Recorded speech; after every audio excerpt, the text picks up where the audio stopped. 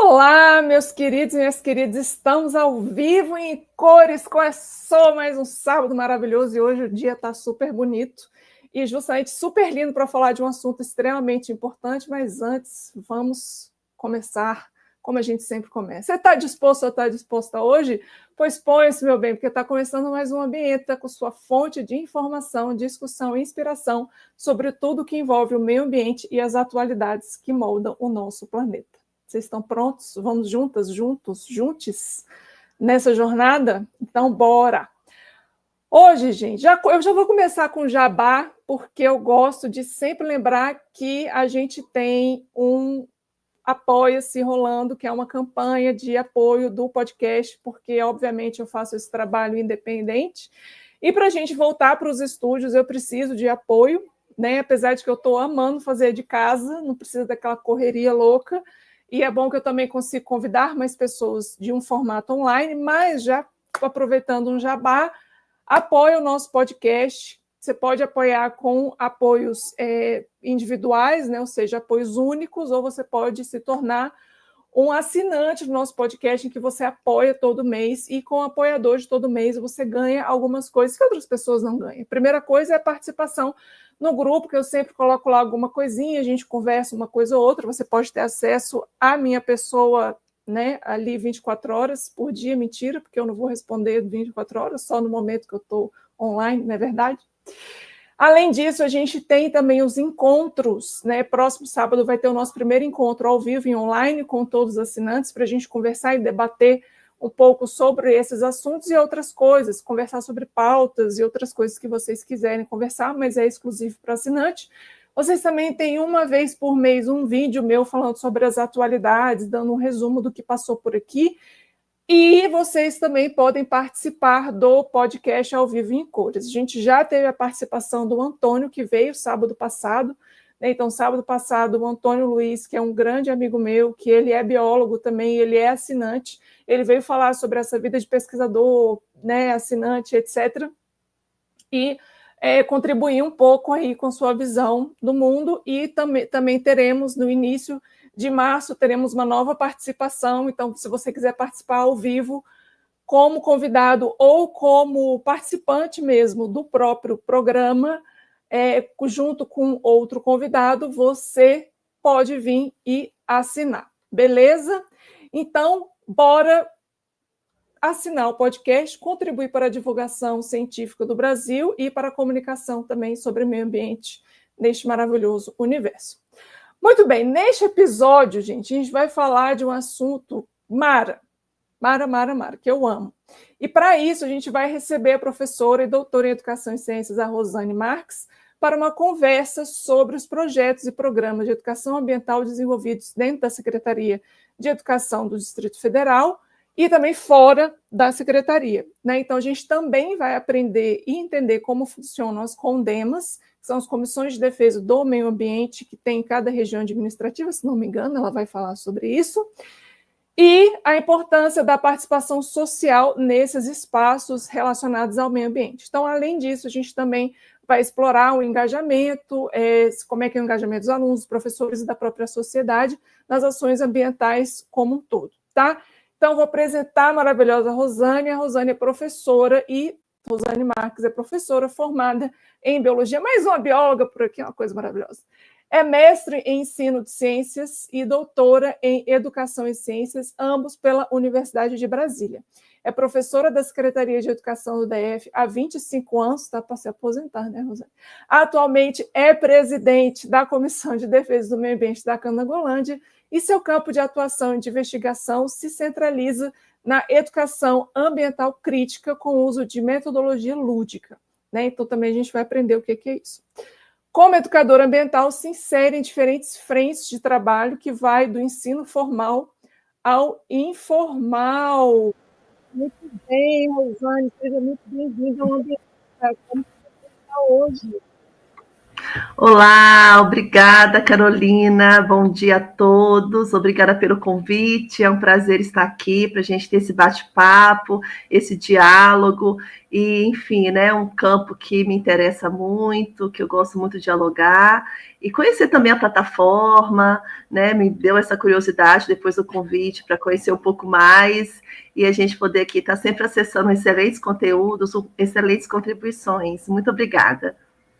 Eu que agradeço, Rosane. Muito obrigada pela sua disponibilidade de vir aqui falar sobre esse tema que eu sei que para você é tão caro durante todos esses anos aí de contribuição, né, dentro da profissão. E já que a gente está falando sobre isso, a gente vai começar, então, conta um pouco sobre sua trajetória profissional. Assim, você sempre quis fazer biologia, você sempre quis entrar no ensino de biologia, ou alguém te inspirou para isso, né, para você entrar não só na biologia, mas seguir dentro da área de educação, não só como uma atuação profissional, mas uma atuação acadêmica. Como é que foi isso na sua vida? Conta um pouquinho para a gente.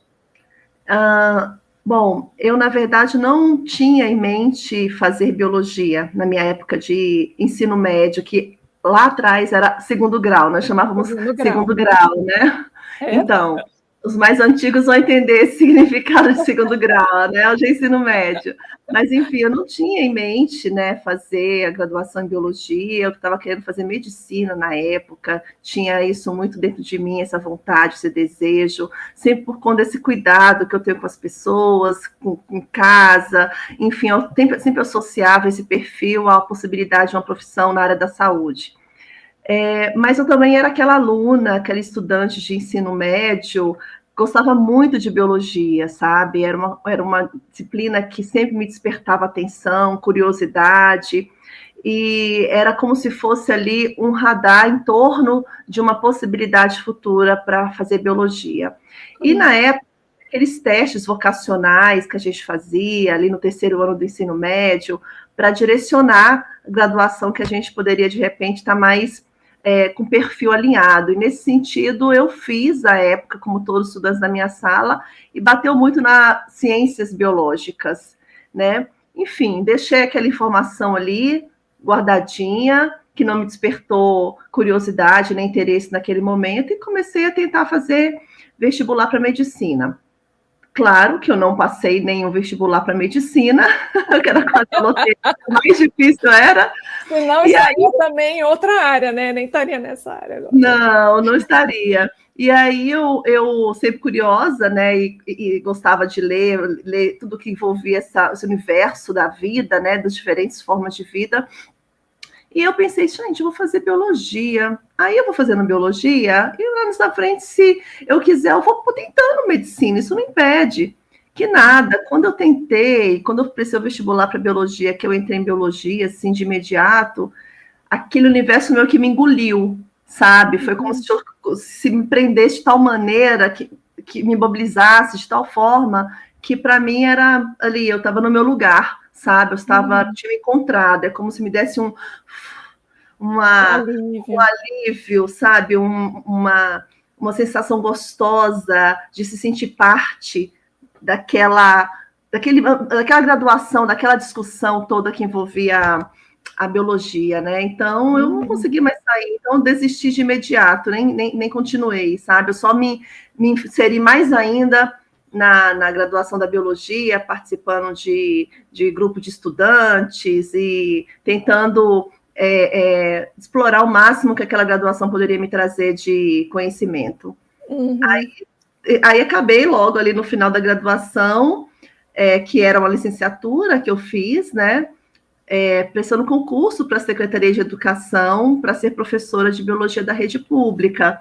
E nessa ocasião, lá atrás, podíamos ainda assumir o concurso da Secretaria de Educação se tivéssemos cumprido aqueles pré-requisitos que a legislação na época permitia tomar posse, a partir do momento que a gente tinha concluído alguns pré-requisitos. Eu estava entrando no meu último semestre de graduação, quando eu fui chamada e tomei posse, e aí entrei até um pouco antes, então, um semestre antes de formar, e desde então não me vejo mais em outra área. Ai, que legal, gente, é tão bom, né, quando a gente se encontra assim de Sim, primeira. sim, sem dúvida. Eu acho, é muito bom. De primeira não, de segunda, né? Porque você queria medicina, né? Quando você entrou para... Não, eu acho curioso, sabe, Carolina, que às vezes cobram do jovem uma decisão que parece que é definitiva para a vida inteira, né? Então a gente coloca muito isso nas nossas costas, esse peso de que o que eu defini agora vai ter que ser, porque eu pensei que tem que ser dessa forma, né? Para investir nisso e ponto final. Não é uma questão que a gente não precisa, de fato, de entender o que a gente quer, quais são esses processos que, de certa forma, influenciam nas nossas decisões, que é importante, de focar no que a gente gosta ou gostaria de realizar na vida. Mas, assim, eu acho que a profissão, decidir por uma profissão tão jovem, traz essas possibilidades da gente mudar o percurso e se encontrar em outros também. Eu sempre também penso que a gente nunca nasceu para uma coisa só na vida, né? Então, acho que é por aí, sabe? Que legal, Rosane. Obrigada pelo seu relato, foi ótimo. É bom também para os jovens, né, que quando forem assistir aí o episódio, se assistirem o episódio, tem essa inspiração, né, de que tá tudo bem. Não, a gente não precisa decidir logo, né? Tem gente que demora, na verdade, né? Demora tantos anos para achar o que é e tá tudo bem também, né? Não precisa ficar com essa pressão nas costas, né? Sem dúvidas.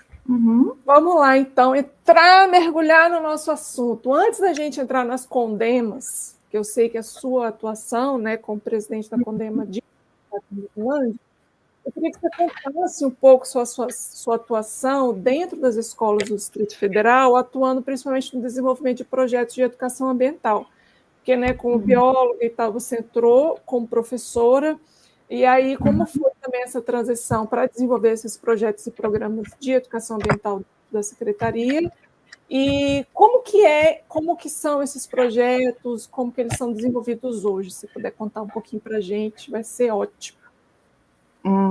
Bom, assim, acho que uma característica que permeia muito assim, esses processos educativos é a falta de projetos de educação ambiental que nos insere numa possibilidade de discussão mesmo da complexidade das questões ambientais em que as comunidades estão inseridas. Eu penso nisso como estudante, e também, na época de estudante, né, ali do ensino fundamental, ensino médio, não tive essas experiências tão latentes, assim, tão importantes, que realmente me despertasse interesse para discutir as questões ambientais, e vi isso no início da minha carreira também muito presente na Secretaria de Educação. E ainda vejo muito presente essa questão da associação dos projetos de educação ambiental muito voltados para uma prática pedagógica de professores de biologia, de geografia, né, que são áreas afins ali, que estão geralmente sob o olhar dos outros professores encarregados de discussões sobre os problemas ambientais, ou seja, estarem inseridos em projetos de educação ambiental. Bom, eu tive uma experiência, talvez um pouco diferente, no meu início na Secretaria de Educação, que incluiu educação dos anos iniciais ali, de primeiro ao quinto ano, sabe? Eu fui assumir uma função no Jardim Botânico, na Escola Classe Jardim Botânico, lá mesmo, dentro do Jardim Botânico de Brasília,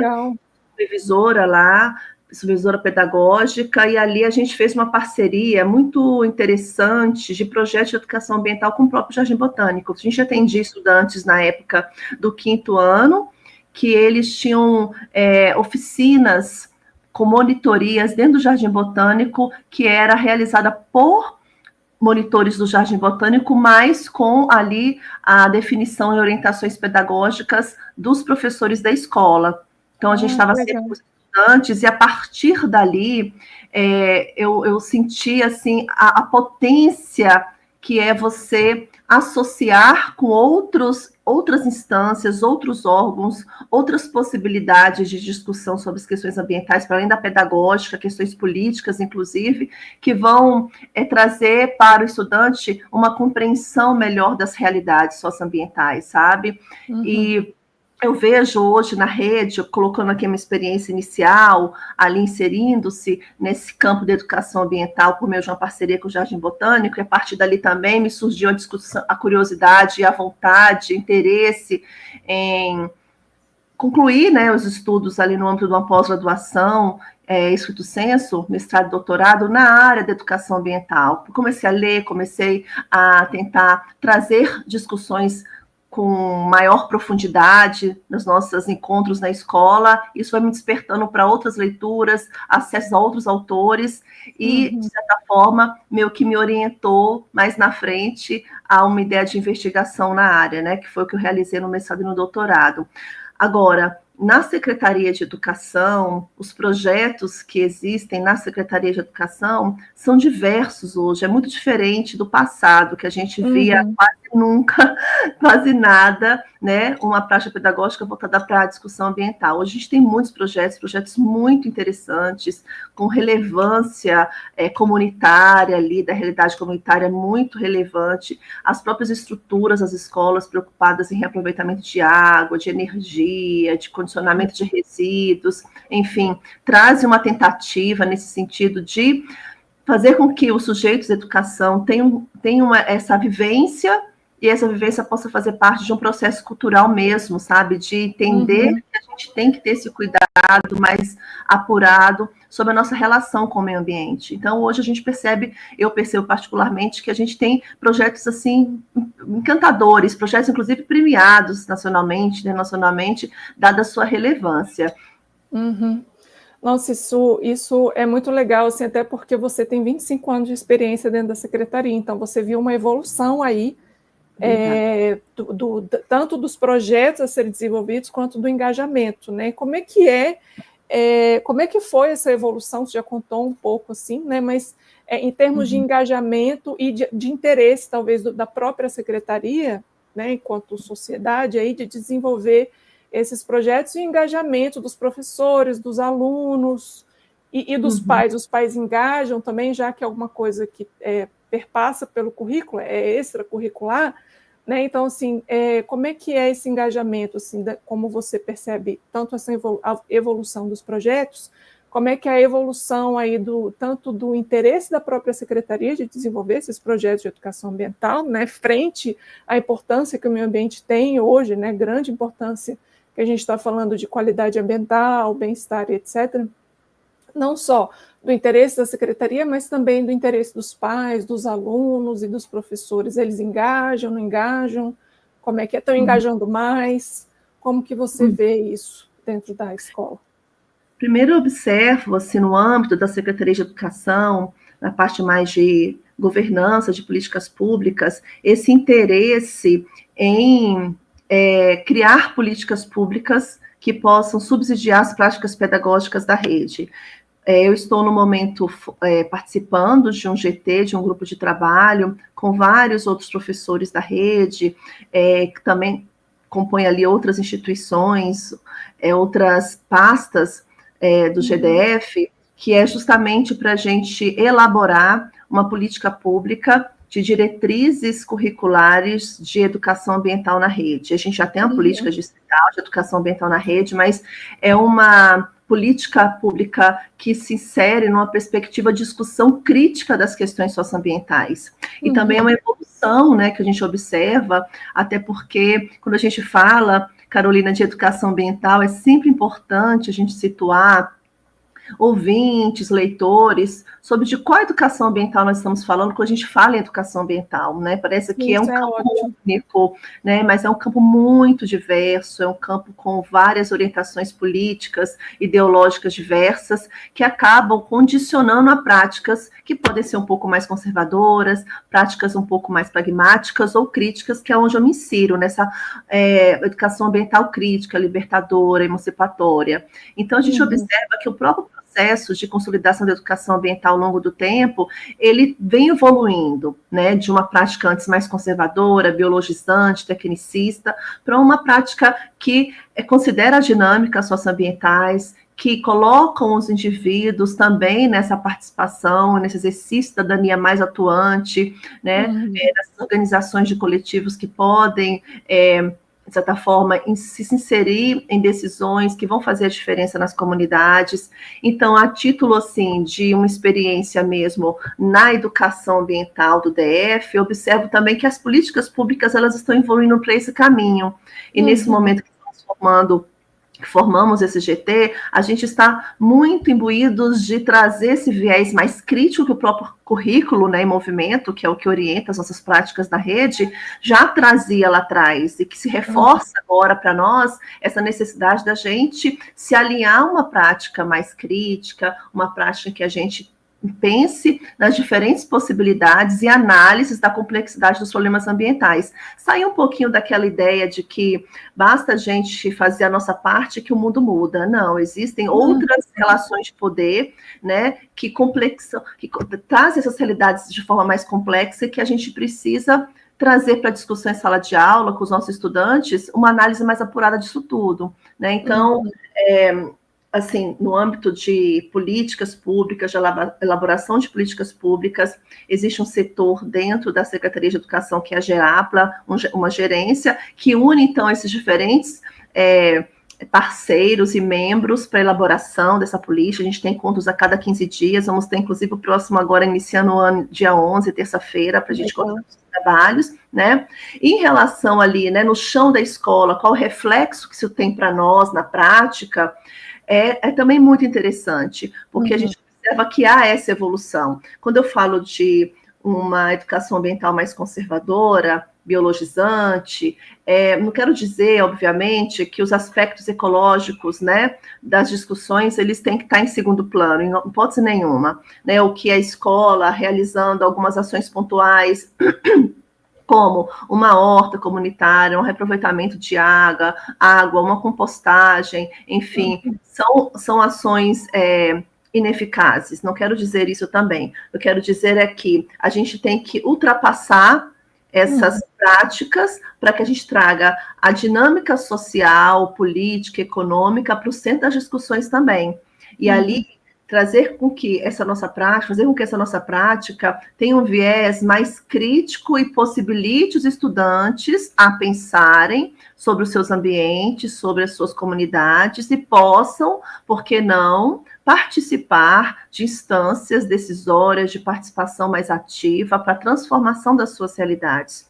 Né? E hoje a gente entende, então, que tem alguns projetos nesse sentido. Eu acho que talvez um desafio que a gente precisa superar é compreender que a educação ambiental é um campo transversal, as discussões ambientais, elas perpassam várias outras, econômicas, políticas, sociais, enfim, e a gente, na medida que se propõe a uma prática pedagógica mais robusta, considerando tudo isso, a gente então se coloca em possibilidades de sujeitos mais ativos na sociedade, de sujeitos que compreendam, né, mais profundamente tudo isso e possam, por que não, também participar de decisões importantes sobre a sua realidade, sobre o seu futuro.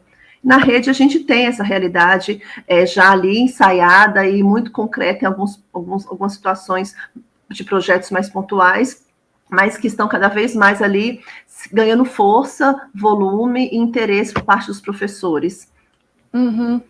Nossa, isso é muito legal, né? Porque você observou, a sua fala assim, trouxe questões importantes em termos de evolução até do tratamento do meio ambiente, de questões ambientais dentro e até fora de sala de aula, né? Porque você falou que a gente antes tinha poucos, agora está começando a ter mais, mas que antes era muito essa questão de fazer hortas, de, lógico, de qualificar e separar os resíduos, de hortas comunitárias, etc. E agora a gente está vendo que já tem essa aproximação política e social dentro da temática ambiental, que é extremamente necessária, porque, como você falou, o meio ambiente é um assunto transversal e que deveria ser tratado em todas as instâncias, né, porque a gente está inserido no meio, a gente é o meio também, né, e não tem como fazer essa separação, então a gente precisa, isso é muito legal, então essa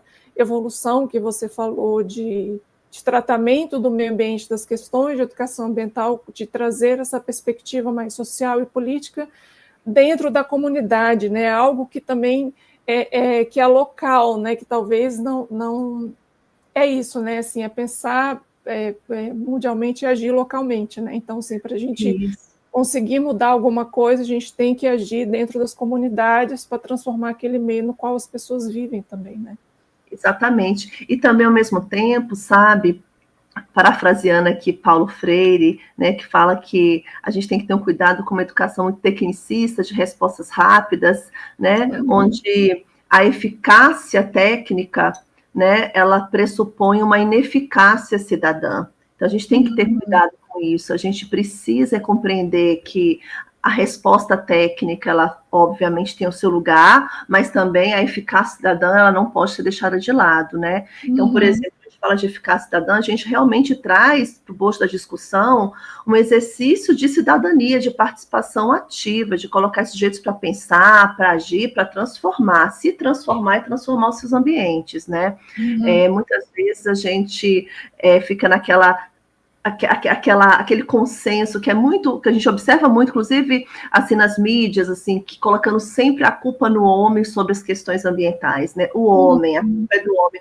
Mas quando a gente fala do homem, a gente também tem que compreender e situar quem é esse homem que a gente está falando. É o homem CPF ou é o homem CNPJ, né? O que esses papéis eles refletem, né? Quais são as responsabilidades, né, que não são compartilhadas, é desigual, né, sobre os impactos causados a partir de cada um desses lugares, né, e a partir daí não é também nos colocando num descomprometimento, mas enquanto CPF, enquanto indivíduos, que não basta eu fazer e mudar, mas pensar que a gente pode pensar além disso, além da minha prática, desse meu cuidado pessoal, dessa relação que eu estabeleço com o meio e com as pessoas ao meu redor, porque o meio e as pessoas fazem parte desse sistema único, dinâmico, integrado, né? Mas, além disso, quais são as outras possibilidades de análise das realidades socioambientais que ultrapassam a minha ação pessoal individualizada,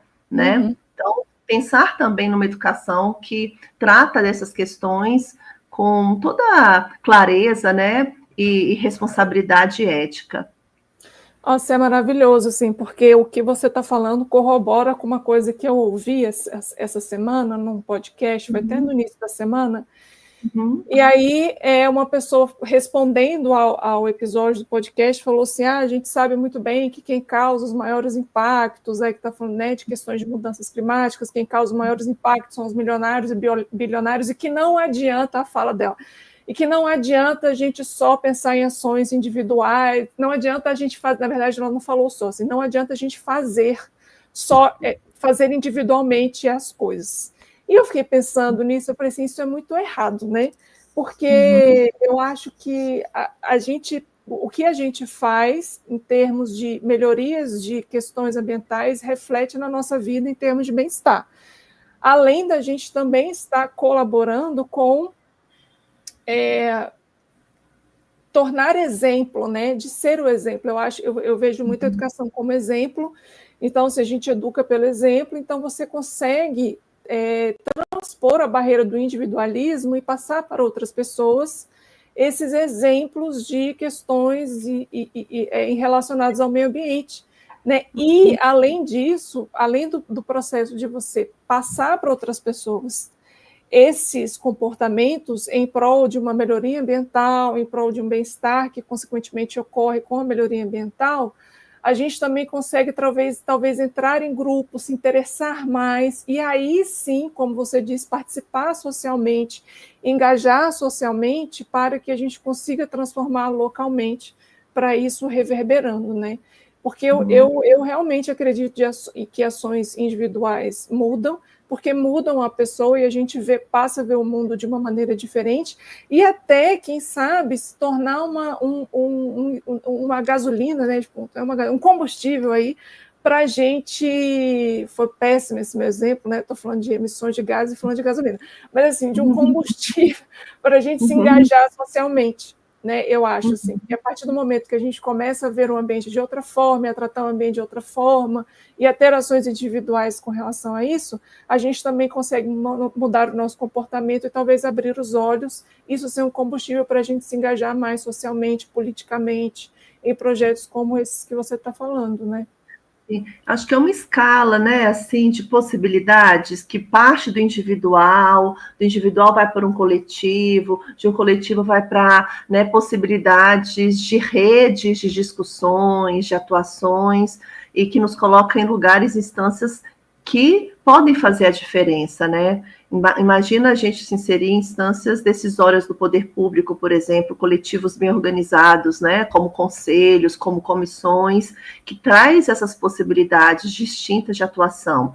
Quando eu falo assim CPF, CNPJ, é claro que eu não estou comparando responsabilidades, e mais uma vez, né, eu estou dizendo que são responsabilidades distintas, né, que cabe sim cada um de nós pensarmos e refletirmos sobre a relação que a gente estabelece com o meio e com os demais que estão ao nosso redor, né? Mas existem impactos que são muito mais severos, né? Que o poder econômico, de certa forma, define isso muito bem, né? Infelizmente, mas que a gente, enquanto sociedade, temos que pensar, refletir e atuar, né? Ser o contraponto disso tudo e trazer outras formas de outras ideias, outras formas de pensar o nosso lugar nesse mundo, quais são os nossos sentidos de existência, né? Por que estamos aqui? O que nós queremos para agora e para o futuro? Então, acho que é tudo isso que acaba se incluindo na discussão em torno das questões ambientais, né? Que não são fáceis, porque afinal de contas, para problemas complexos não existem soluções fáceis, né, Carolina? Então, assim, não é fácil, não temos respostas assim como fórmulas matemáticas, né? Temos, na verdade, vontade de estrategicamente nos incluirmos em discussões para que a gente possa fazer a diferença enquanto sociedade. Eu acho que a educação ambiental ela nos coloca nesse lugar, né? Mas um lugar também de nos convidar a sermos críticos diante de todas as questões que nos vêm, talvez como boas práticas, sabe? Não basta boas práticas ou uma ideia muito comportamentalista da educação, porque a gente pode cair numa criticidade, né, que não se alinha à educação crítica mesmo. Vou dar um exemplo aqui para não ficar muito no abstrato, né? Às vezes a gente pode, como surgiu muito assim lá no meu início de carreira, aquelas sugestões de me inserir em projetos, por exemplo, da Coca-Cola, para que os estudantes, a partir de uma gincana, pudessem juntar vários ali recicláveis, garrafas PETs, e a escola e turma que mais juntasse, elas teriam computadores na escola. Isso é um contrassenso, né? Isso é um consumo. Oi? É um estímulo ao consumo. Exatamente, um estímulo ao consumo, mas na época, veja, como eu estou dizendo para você, essa evolução que a gente vem trazendo, né, de uma educação mais conservadora, paradigmática para a educação mais crítica. A gente, na época, na escola, se aceitou assim como, nossa, que interessante, a escola vai ganhar computador, né? Olha que legal, os meninos vão saber, né, que eles não deixam lá a garrafa PET no lixo misturado com orgânico em casa, eles trazem para cá que a gente condiciona separadamente, é a ideia da reciclagem, da separação de resíduos, que são ideias boas, mas estão sendo usadas para outros propósitos, né? Para atender o poder econômico. Então, a gente precisa falar sobre isso, a gente precisa compreender que não basta, entre aspas, a ideia de bons comportamentos, bons exemplos, se o que está no bojo disso tudo, que está na base disso tudo, nos coloca num lugar que a gente não quer estar, né? Como bem fala um autor brasileiro na educação ambiental, Mauro Guimarães, que a gente tem que ter cuidado para a gente não cair nessas armadilhas paradigmáticas. Então, a gente vai estar sendo reprodutivistas, né, de ações e de comportamentos que, na verdade, a gente está querendo combater, para ter, né, e criar novas relações e novos sentidos, né, de existência, novos modos da gente ser, de estar nesse mundo, sabe? Então, acho que é por aí. Que legal, muito bem. E para dar uma pausa não, uma leve pausa aqui rapidamente, só para lembrar você de nos seguir, gente. Siga a gente, se inscreva no canal, vamos contribuir com o nosso canal, não só do YouTube, mas também do Spotify, também do Orelo. Todos os links vão estar aqui embaixo e também estão na descrição do meu próprio canal, tá ali os links, se você quiser acessar em outras plataformas, tá tudo lá. Então, dá o seu joinha aqui pra gente, compartilha esse episódio com seus amigos, amigas que querem ser biólogos, que querem ingressar dentro da área de educação, que querem fazer educação ambiental, que querem pensar de forma criticamente. A gente também tem que fazer isso enquanto sociedade, né, enquanto estar aqui socialmente. Então, se você tem aquele amigo, amigue, que quer fazer parte disso, ou inimigo também, gente, manda para ele, porque vai ser bom, né? Dar conhecimento para as pessoas é sempre muito bom. Então, compartilha, gente, segue a gente, deixa seus comentários, porque sempre engaja no nosso canal, tem que fazer todo aquele rolê, né, que vocês já sabem no YouTube. Clica o sininho, se inscreva, dá seu joinha para a gente aí engajar e atingir mais pessoas sobre esse conhecimento, não só esse, mas também todos os outros que a gente já produziu aqui e que vai produzir no futuro. Então, já se inscreva. E se você não segue a gente no Instagram, segue a gente no Instagram, no @ambientapodcast, ou você também pode me seguir lá no @carolinedades. Eu coloco o assunto nos dois, coloco mais no Carolinedades, mas eu estou ingressando aí mais também no @ambientapodcast. Lá no meu pessoal você vai ver várias outras reflexões, não só com relação ao meio ambiente, mas com relação ao comportamento humano e etc., relação de consumo, isso que eu já falei aqui, que estava conversando com a Rosane, porque eu gosto muito sobre isso, né? Meu doutorado é em economia, então sempre falo no consumo, já vem na minha mente um sininho, dlim, dlim, dlim, isso é consumo, né? Tipo, às vezes incentivos perversos que a gente fala aí dentro da economia. E também lá você vai ver eu passeando com as minhas cachorras, conhecer minhas cachorras, né?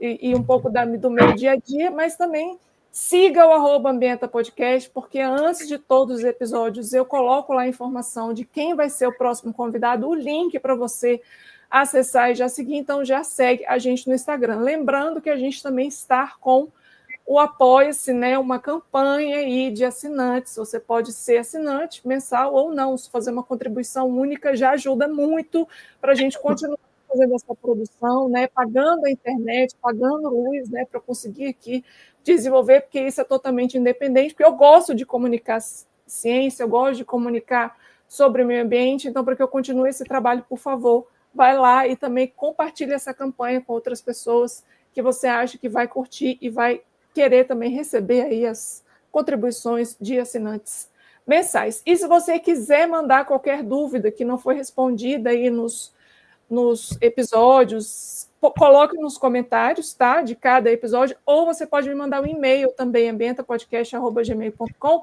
Se você também quiser patrocinar esse podcast, enfim, cara, gosto muito, quero anunciar meu negócio, vamos fazer um rolê junto, é só mandar um e-mail, ambientapodcast@gmail.com, você fala comigo, contribui, pode mandar dúvida, pode mandar sugestão de pauta, pode falar, Carol, eu quero participar do seu programa como convidado, como eu faço? Eu tenho um negócio importante para falar sobre o meio ambiente. Como que eu faço? Entre em contato comigo, deixe seu comentário também aqui nos episódios também que eu respondo, tá bem? Então, muito bem. Então, já siga a gente aqui, faz todo o rolê do YouTube para esse vídeo chegar em outras pessoas e você, se for ouvir no Spotify, faz a mesma coisa.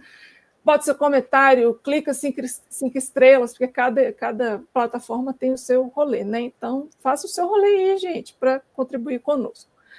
Muito bem, agora, gente, antes eu quero perguntar uma coisa para Rosane, que eu esqueci de perguntar, ela já falou um pouco, mas o que é educação ambiental? Porque daí vamos falar de o que é educação ambiental para a gente chegar nas condenas. Sai um pouco do ambiente educacional em si e entrar um pouco extramuros. Mas antes, o que a gente está falando, educação ambiental, e você falou da educação ambiental crítica, o que ela é, né, de sair dos muros daquilo que a gente falou, de uma evolução da educação ambiental, mas o que é educação ambiental, como que você vê isso hoje? Então, é uma pergunta, não é fácil responder essa pergunta, Carolina, né? Porque parte muito de qual vertente de educação ambiental a gente se insere para a gente, então, pensar a educação ambiental de formas diferentes. Como eu falei, né? Que a educação ambiental é um campo diverso, né? Não dá para falar somente de uma educação ambiental. Existem mais de 15 vertentes, ou podemos também chamar de correntes de educação ambiental. Tem uma autora Lucy Solvay, que traz uma cartografia que divide essas diferentes vertentes, com objetivos específicos, com práticas pedagógicas direcionadas a partir desses objetivos, que demandam, então, ações correspondentes, né?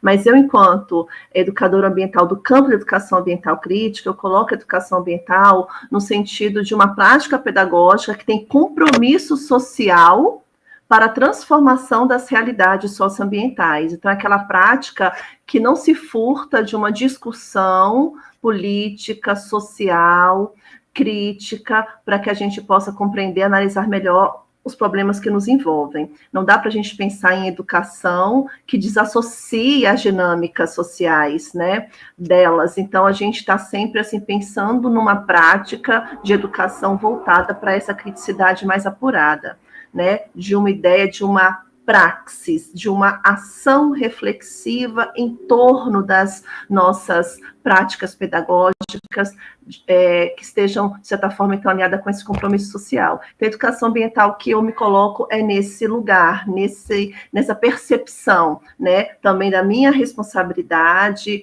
enquanto educadora ambiental, que tipo de sociedade eu vislumbro, que eu considero como importante, né, e a partir daí, então, pensar em práticas que correspondam à minha visão de sociedade, minha visão de mundo. E a crítica, ela tem esse viés, né, da gente, então, compreender uma educação com compromisso social.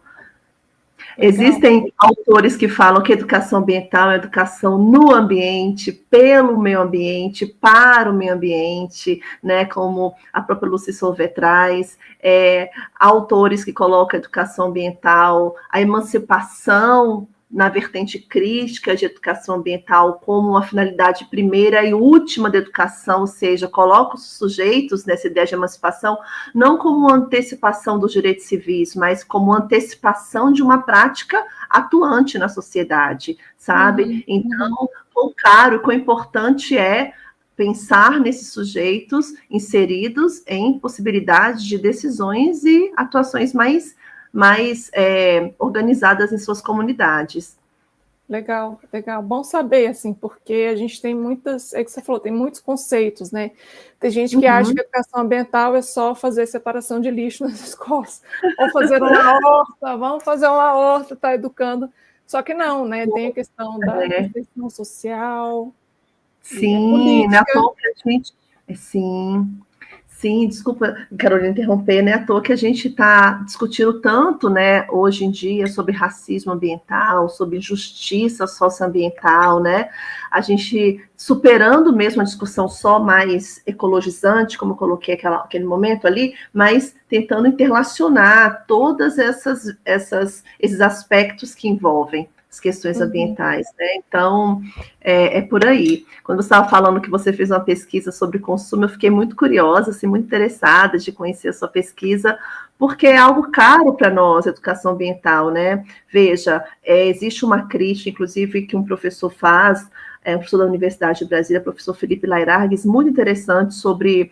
em um artigo que fala sobre o cinismo da reciclagem, é o título desse artigo, que nos coloca no lugar de refletir, né, sobre uma política pública, a política de resíduos sólidos, a política nacional de resíduos sólidos, que é uma política que não cita algo que é tão importante, que ele traz, inclusive na crítica dele, né, dentre tantas outras interessantes, que é sobre a sociedade que somos, né, uma sociedade ideologizada pelo consumo, né, uma sociedade ali que, de certa forma, está sempre consumindo, mas a base desse consumo, ela não é discutida, existe uma intencionalidade por trás disso, que o poder econômico nos impõe, como um aspecto cultural do bem-estar, como um aspecto de que a gente tem mais poder e somos mais importantes que outros, quanto mais nós consumimos, né? Mas, principalmente, discute sobre uma política nacional de resíduos sólidos que não traz um problema central sobre resíduos sólidos, que é a obsolescência programada. Sequer é citada na Política Nacional de Resíduos Sólidos esse tema, né, que, na verdade, também nos coloca nessa necessidade de consumo, porque a gente não tem conserto, a gente tem que comprar um novo, um zerado, para a gente resolver uma questão de um eletrodoméstico, por exemplo, que a gente que pifou na nossa casa, que trouxe problema e que a gente lá na frente não consegue trocar por causa de uma pecinha que mudou o formato, que já não encaixa naquela design anterior proposto pelo fabricante, então a gente tem que comprar um novo, que também é mais barato do que mandar consertar. Então, várias questõezinhas que envolvem aí que o consumo, que nos traz também numa discussão bem interessante. Isso daí é um assunto que eu quero trazer aqui depois, mas eu acho que até para um debate, né, vai ser um formato diferente de episódio, vai ser com um debate mesmo, mas eu quero trazer isso porque eu acho extremamente importante. Eu não fiz uma pesquisa acadêmica sobre isso, fiz uma pesquisa pessoal mesmo, sobre questão de consumo, sobre vendo um pouco dentro da perspectiva da economia comportamental, porque eu gosto, eu fico flertando com a economia comportamental, porque eu estudei comportamento na ecologia, né, esse comportamento evolutivo, e eu vejo muitas similaridades, e eu falo que economia, principalmente consumo, é comportamento, a gente age muito pela emoção, não só por isso, mas a gente tem uma influência muito grande externa para consumo. Então, e eu concordo, assim, eu acho que tem essas questões de resíduos tem que estar justamente atrelada ao consumo. Eu falo, a gente tem que ver o nosso consumo para a gente ver a questão de resíduos e até saber lidar melhor com a nossa questão dos resíduos, né? Porque a gente não sabe lidar, mas isso é uma outra questão. Eu trouxe um episódio, acho que 22 ou 23, um colega de doutorado, que ele está finalizando o doutorado, que ele estudou a Política Nacional de Resíduos Sólidos, ele falou algumas coisas bem interessantes também, mas não falou disso, da obsolescência programada, mas isso ocorre, realmente ocorre, eu vejo isso nos eletrodomésticos, às vezes eu compro, e eu falo, gente, a garantia acaba em 1 ano, e em 1 ano o negócio para de funcionar, sabe? Assim, eu falei assim, o negócio parece que realmente foi ali, ó, pensado objetivamente para aquilo acontecer, é muito doido. Mas, Inclusive, o professor... Pode falar, por favor. Inclusive, o professor Felipe de Laerargues, ele traz esse percurso histórico, sabe? A partir de quando, né? A partir de qual situação específica, enfim, o que aconteceu que acabou reverberando, então, numa intencionalidade de se criar necessidades que não existiam até então para o consumo, né? Então, por isso que Raquel de Zacarias fala assim, olha, nós não somos, na verdade, uma sociedade do consumo, porque se assim fôssemos, nós teríamos os mesmos acessos, todo e qualquer grupo social teria os mesmos acessos, nós não temos os mesmos acessos, nós não somos uma sociedade do consumo, nós somos uma sociedade ideologizada para o consumo. Entende? Que dá outro sentido essa discussão. Então, é muito pano para manga, é muita coisa, né, Carolina, para pensar. Para falar, mas eu quero trazer isso, porque eu acho que está super relacionado à questão ambiental, assim. Por que a gente está produzindo tanta coisa? Por que tem esse mar de lixo plástico? Por que tem esse deserto de lixo, de resíduo de tecido, né, de moda? Então, assim, a gente precisa conversar sobre isso, e tudo vem do consumo, que vem também de uma base comportamental. Mas, enfim, isso é um pano para manga e para outros episódios, né? Então, se você quer que a gente fale sobre isso, deixa aí nos comentários. Me fala, Rosane, muito obrigada pelo seu esclarecimento, mas me fala sobre as CONDEMAs, que são as Comissões de Defesa do Meio Ambiente, que a gente tem, que eu vi que a gente tem no Distrito Federal, de acordo com as RAs, com as regiões administrativas, certo? Como é que funciona? Como que elas atuam? É de comer, de passar no cabelo? Conta aí. Olha que legal, viu?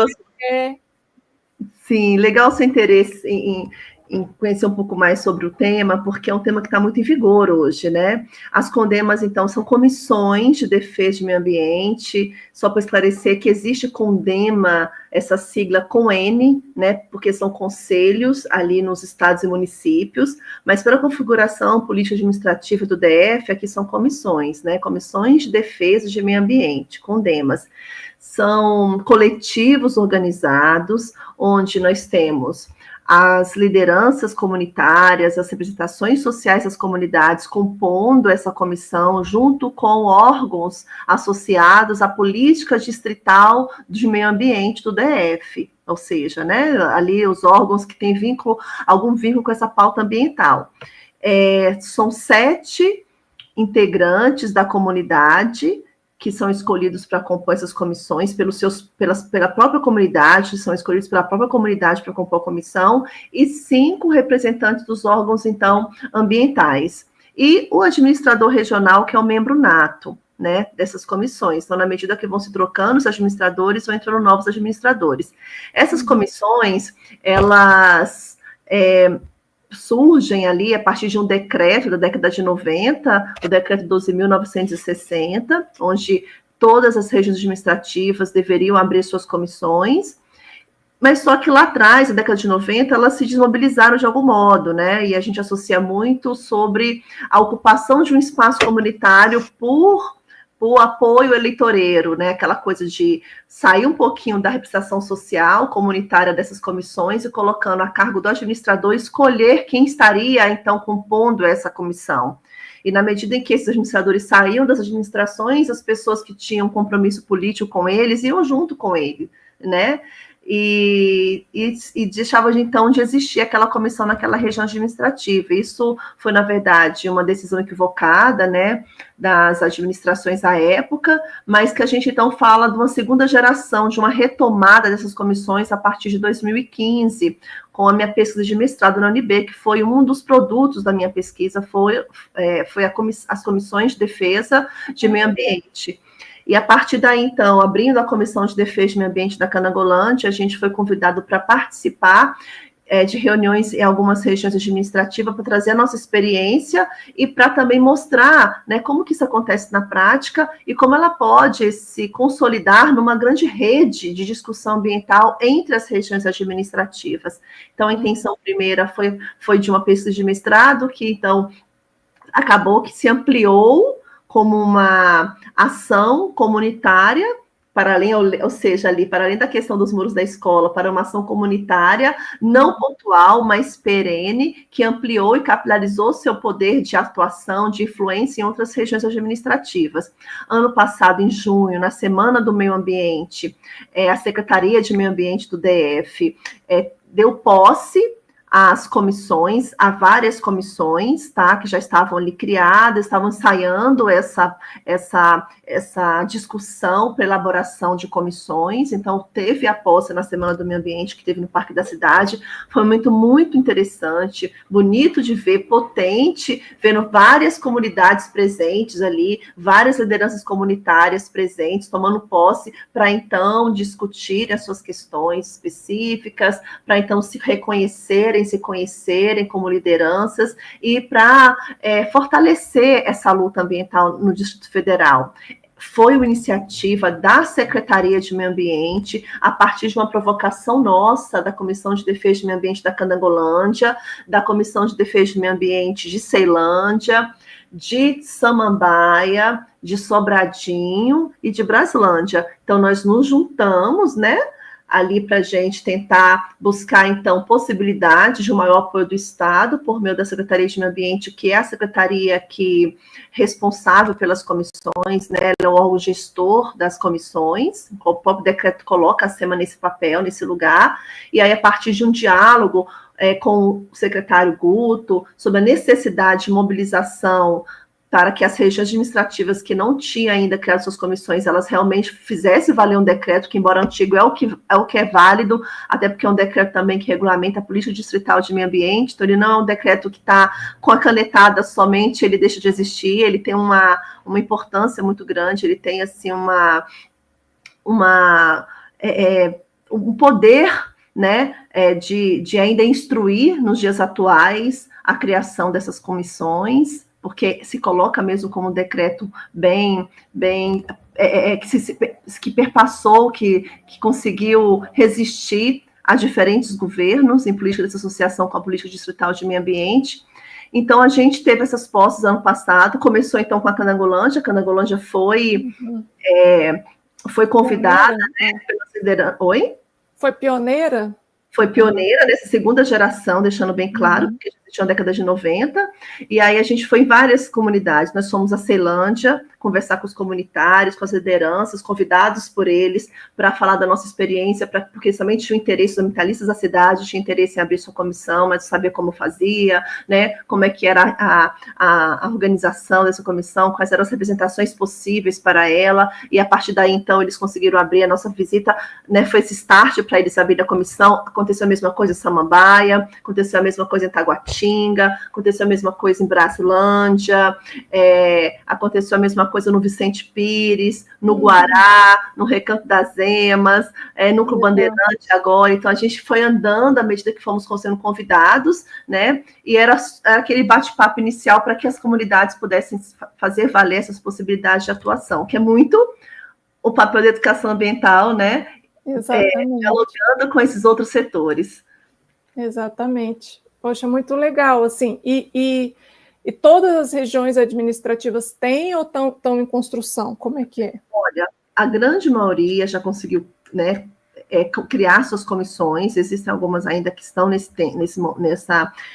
processo ali de diálogo com os comunitários, mas a grande maioria já tem, o plano piloto já tem sua comissão, tá? É importante, quem tem interesse, buscar as administrações regionais para saber se já foi criada a sua comissão, se não, de repente, se houver interesse, se colocar ali como candidato a compor a comissão, claro que não vai ser o administrador que vai escolher a pessoa ali da comunidade a ser, vai ser os próprios comunitários ali que vão se escolher, isso dá um poder uma autonomia muito importante para a comunidade, né?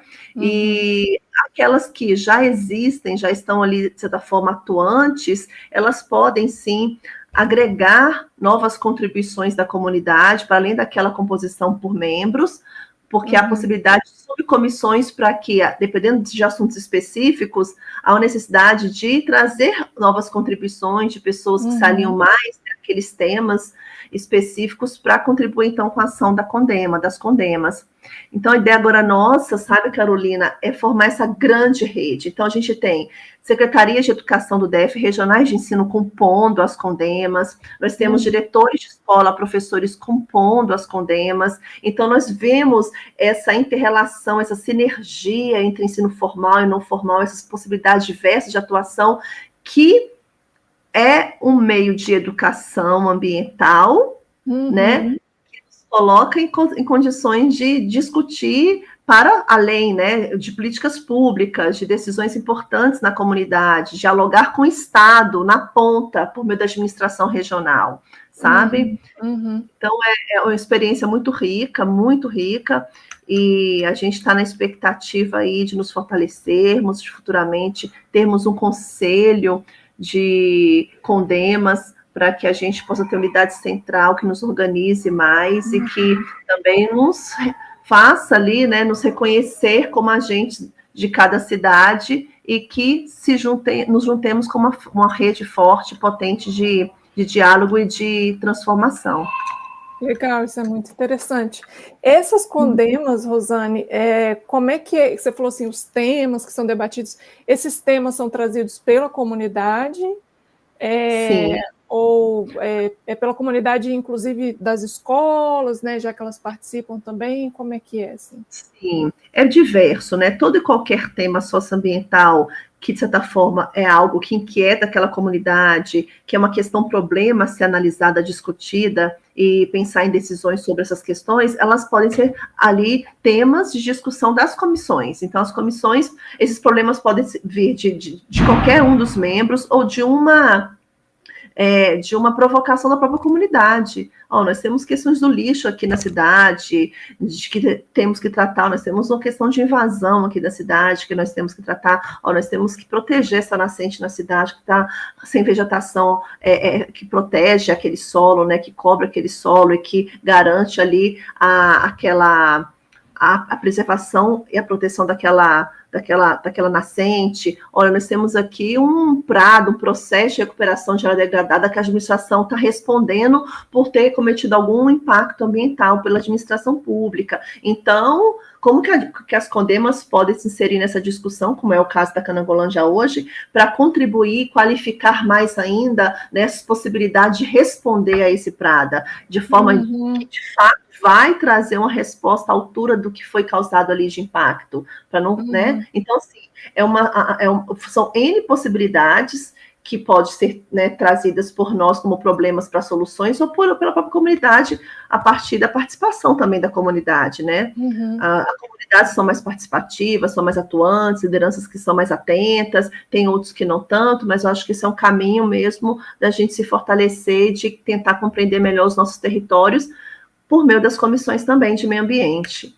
Entendi. Então tem essas questões que são trazidas pela sociedade, ou mesmo pelo governo, como você falou, né, essa questão do prato, vocês se organizam e tentam levar soluções, fazer ações para resolver essas questões. Entendi. Para resolver, né, e embora tenhamos, né, ali os órgãos nessas composições das condemas, essa é uma oportunidade, né, de estarmos mais próximos desses órgãos para trazer essas questões como questões de pauta prioritária numa mesa de conversa, de diálogo, para que eles também se comprometam em dar respostas mais eficazes e mais rápidas a essas questões, sabe?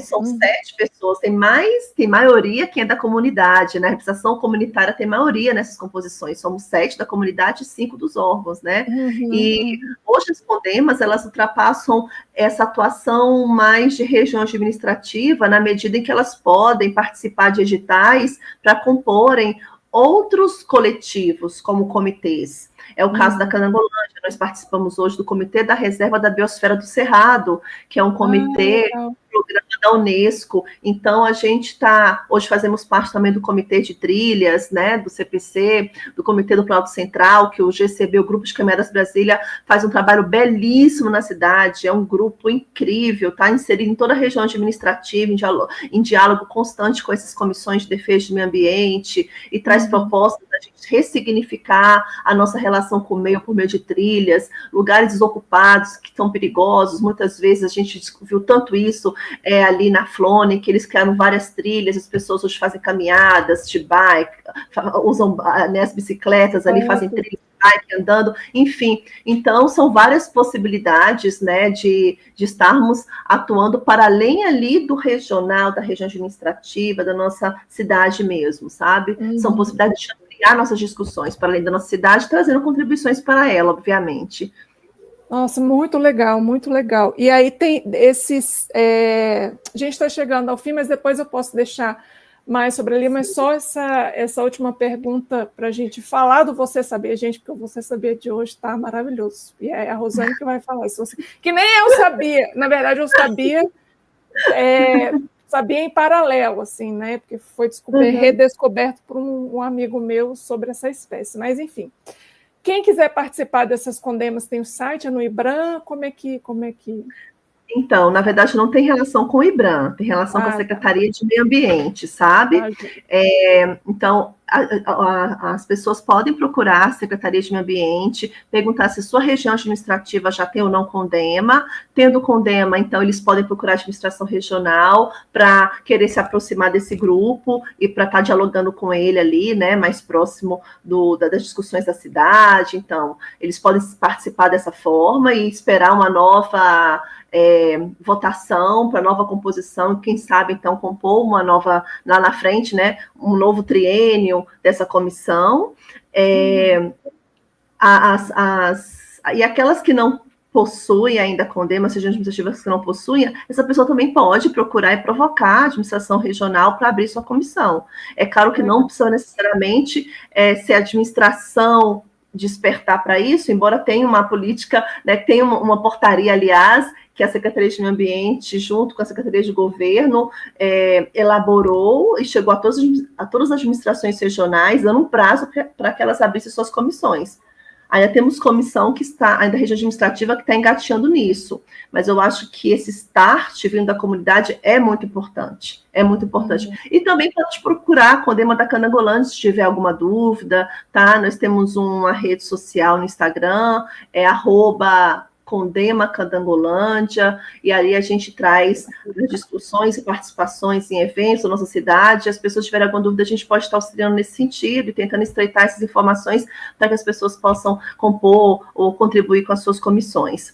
E só um rapidinho antes do Você Sabia, Carolina, para não ser muito, é que a gente está em fase agora, já falando de educação ambiental, educação formal, não formal, a gente está no momento agora de inscrições do Parque Educador. Né? O que é o Parque Educador? É uma parceria agora sim entre IBRAM, Secretaria de Meio Ambiente, Secretaria de Educação, onde as unidades de conservação, os parques ecológicos, eles são parques, alguns parques do DF são parques direcionados para práticas de educação ambiental, trazendo os estudantes das escolas públicas para dentro das unidades de conservação, para ter um outro olhar sobre a nossa relação com o meio. E é muito interessante. Então, as escolas que tiverem interesse, está nesse momento, inclusive os professores que atuam nessas unidades de conservação são professores cedidos pela Secretaria de Educação para estarem à frente dessas práticas ali, conduzindo, orientando essas práticas. Então, é uma oportunidade para as pessoas se inscreverem e participarem desse projeto, que é um projeto que já tem alguns anos e cada vez mais aumenta o número de participantes, e é muito interessante, sabe? É muito rico mesmo. Quem já participou, quem já levou os estudantes, sabe que é muito, muito legal você ter essa vivência e proporcionar isso para o seu estudante. Legal. E aí, esse pessoal que quiser se inscrever, gente, está aqui embaixo, www.ibram.def.gov.br/inscrições, parque, educador, /. Então, acesse esse site se você é, né, professor e tal, e quiser fazer parte desse projeto do Parque Educador. Muito legal. Por favor, façam parte. Quanto mais melhor, nesse caso, quanto mais melhor. Então, acessem e façam parte. Gente, eu não sei nem como começar a falar desse Você Sabia, porque ele me pegou de jeito. Mas quem vai contar? É porque, na verdade, a história que a Rosane me contou, eu fiquei assim, eu sabia desse peixe por um outro, mas eu não sabia que ele tinha sido reconhecido tanto tempo atrás e que deu uma discussão muito doida. O Você Sabia de hoje, gente, é bombástico, tá? Então, presta atenção na história que a Rosane vai contar. Você conhece o peixe Pirá Brasília? Pois é. Conta, Rosane, por favor, sobre esse peixe que é o Você Sabia. Então, você sabia que existe um peixe, uma espécie endêmica aqui em Brasília, ou seja, só existe aqui, não existe lugar nenhum mais do mundo, chamado peixe Pirá Brasília. Por que esse termo peixe Pirá Brasília? Né? Ele foi descoberto na época da construção de Brasília, na década de 1950, por um senhor chamado José de Buitoni, que foi convidado por JK para vir a Brasília para catalogar as espécies de animais, vegetais de Brasília, do local onde seria a futura capital, e também para fundar o Jardim Zoológico de Brasília. E aí ele, nas andanças ali entre Canangolândia e Jardim Zoológico, onde seria instalado o Jardim Zoológico, colhendo várias espécies e enviando para o Rio de Janeiro, ele enviou então uma amostra, né, do Pirá Brasília, do peixinho que ele encontrou, e ele descobriu, por meio de uma resposta, de uma carta, na época, que era um meio de comunicação, de que aquela espécie nunca tinha sido catalogada antes, que era a espécie em que ele era o descobridor daquela espécie, tanto que a espécie leva, né, o nome do seu Buitoni ali, seu nome científico. Mas o mais interessante é que o Pirá Brasília, ele quase se torna a espécie símbolo do Cerrado. Ele perdeu por pouquíssimos pontos em relação ao lobo-guará. E a discussão que se tinha muito na época da escolha da espécie do Cerrado era em torno de um equívoco, né, ali do Pirá Brasília, porque as pessoas achavam que o Pirá Brasília era uma espécie hermafrodita, e por ser hermafrodita era uma espécie gay, né? E o seu José de Buitoni foi à nossa escola para falar um pouquinho ali na Canangolândia, no CNJK, para falar um pouquinho sobre a história do Pirá Brasília, né? E ele trouxe para nós uma manchete em que trazia o seguinte slogan, né? Vocês vão escolher para espécie símbolo do Cerrado o peixe gay ou o lobo mau? O lobo mau, ainda chamaram o lobo-guará de lobo mau, porque era, né, frio, forte. Então, nós perdemos, não querendo dizer que não poderia ser o lobo-guará, mas nós perdemos uma batalha, uma competição de simbolismos ali, de cerrado, de espécie cerrado, por conta de um equívoco, de um preconceito, de uma compreensão completamente, né, assim, desconhecimento, ignorância em relação ao peixe Pirá Brasília, né? Então, que nem é hermafrodita. Então, assim, nem hermafrodita o peixe é. Então, se divulgou uma informação equivocada sobre o peixe e ainda associou o peixe... Desde aquela época. Desde aquela época, exatamente. Associou o peixe a uma questão ali de gênero absurda e chamou, né, o peixe de termos indevidos e também o lobo-guará de termos indevidos, né? Colocou o lobo-guará no lugar de algo mal, como se fosse bom, né? Forte, mal, lobo mal. Vocês vão querer o lobo mal ou vocês vão querer o peixe gay? Né? Então, a gente tem essa manchete, esse jornal da época que o senhor Bertoni trouxe como arquivo, entregou para a gente, e, enfim, nos presenteou com esse material. E é uma questão que hoje a gente leva muito ali para as escolas, para a gente conversar sobre o assunto. A gente criou, elaboramos um teatro com os estudantes, que chama Peixe Pirá Brasília, que passa pelas escolas ali da comunidade, trazendo a história do Pirá Brasília, a importância dessa espécie como espécie endêmica acima do Cerrado. Nós criamos uma trilha com o apoio do Grupo de Caminhadas Brasília com GCB na cidade, na Candangolândia, chamada Pirá Brasília, que traz toda a história do Pirá, a história de Brasília, a partir da Candangolândia, que foi a primeira cidade onde tudo começou. A gente passa tanto dentro do parque, da unidade de conservação, como em pontos históricos, para trazer toda essa memória, não deixá-la morrer. Então, acho que você sabia, fez esse papel aqui hoje no episódio, né? De mostrar que equívocos, que informações falsas nos levam e nos condicionam a escolhas muito equivocadas, muito equivocadas. Com certeza. Vou botar aqui a foto, já tinha colocado enquanto a Rosane estava falando, a foto do peixe. Mas, Rosane, você lembra qual ano foi esse, mais ou menos, dessa notícia de jornal? Você tem mais ou menos aí? Foi na década de 90, que foi quando foi escolhido, né? Foi na década de 90. Inclusive, até apareceu no programa da Hebe Camargo, não com esse slogan, não, mas, gente, vamos votar na espécie símbolo do Cerrado.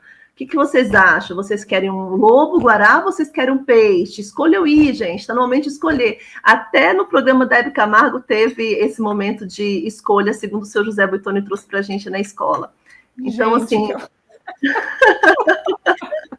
Eu achei muito surreal quando ela me contou uns minutos antes da gente entrar no ar. Eu falei, meu Deus, precisamos saber dessa história. E é muito doido, assim, porque também, além de todo esse conflito de...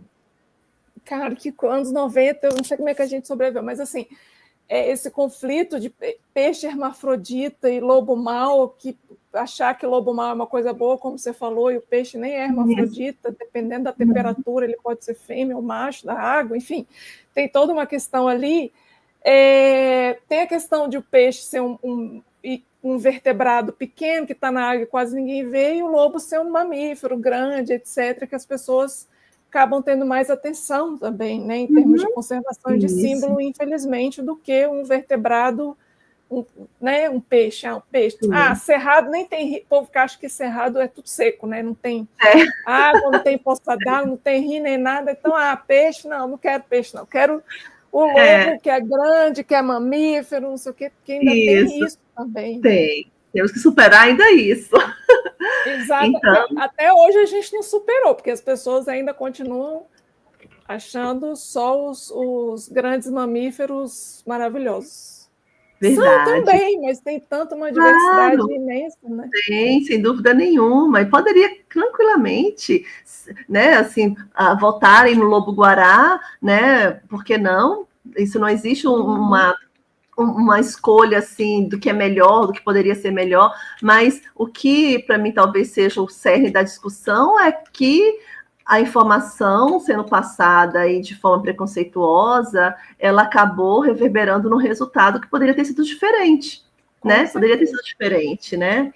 Talvez não foram divulgadas as imagens do peixe, que é lindo, gente, sabe? Muito fofo, olha esse bichinho.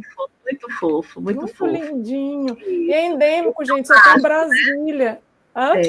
Esse é o macho, que ele é mais avermelhadinho. Ele é mais amarelo castanhinha, sabe? O castanho amarelado, assim, a cor dela. Mas é um peixe lindo. Eu tive a oportunidade de ver o peixinho junto com o Pedro de Podestá da UNB, que é um pesquisador do peixe, nos levou até o IBGE ali, porque o professor Boitoni, ele meio que espalhou a espécie em vários cantos do DF, quando ele descobriu na Canangolândia, né? Dentre eles, a área do IBGE, o Jardim Botânico, e nós fomos lá e com os estudantes, podemos ver ali de perto, fazer parte de um documentário, depois devolvemos para a água rapidinho, sabe? A gente fez uma saída de campo para conhecer de perto a espécie. Hoje ela é uma espécie que está na lista dos animais vulneráveis à extinção, lá no site do Ministério do Meio Ambiente. Então, a gente tem que ter um cuidado muito grande com os ambientes, né, com essas unidades. Enfim, em Brasília a gente tem uma cultura horrorosa de invasão de terras, isso compromete muitas nascentes, os cursos de água, e o peixe para Brasília é um peixe que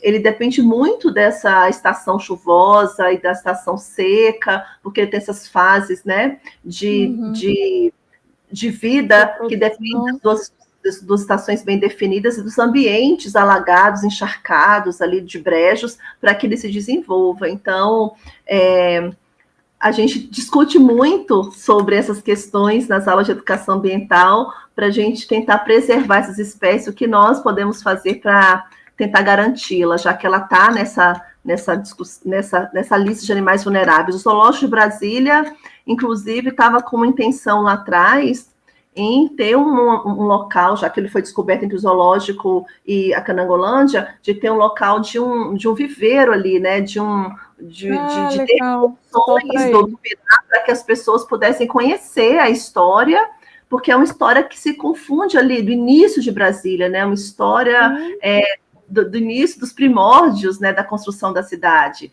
Então, existe esse projeto lá na UNB, lá no zoológico, que inclusive entrar em contato com a UNB, com o período de poder estar, para pensar em uma possibilidade, de fato, desse projeto ir à frente, para conservar a espécie, para que a comunidade possa ter acesso a essa espécie, conhecê-la, compreender a importância, como espécie que só existe aqui, uma espécie endêmica.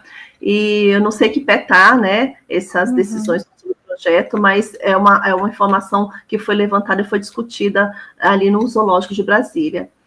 Que legal, gente. Isso é bom demais saber, gente. Esse peixinho é muito fofo. Tem que ter ações como essa, porque já está na lista de vulnerabilidade. Então, sim, é porque realmente os meios estão, né, estão se esgotando aí.